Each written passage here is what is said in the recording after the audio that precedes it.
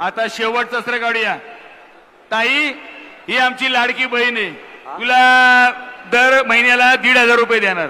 अहो, लाडकी बहीण म्हणता आणि या लाडक्या बहिणीचं संरक्षण तरी करता का? मान सन्मान तरी देता का? मानभंग विनयभंग करणाऱ्यांना शिक्षा देता? उरणच्या पालघरच्या बहिणींना न्याय द्या. आयला बहीण कंटाळले, राहू देत. आपण तुला दर महिन्याला 8,000 रुपये देऊया. अहो पण त्याला काम द्या त्या बदल्यात. हा, कांद्याला सोयाबीनला हमी भाव द्या.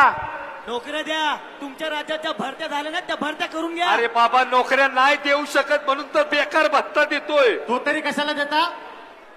अरे तू आमचा लाडका भाऊ, ही लाडकी बहीण, तू आमचा लाडका भाऊ आहेस. बाबा, दोघांना नवरा बायकोंना बहीण भाऊ करून टाकला तुम्ही. यायला बहीण भाऊ आहे तू.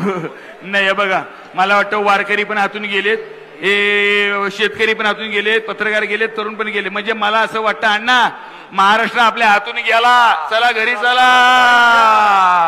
जय महाराष्ट्र. संपून टाकूया. हो, महाराष्ट्र माझा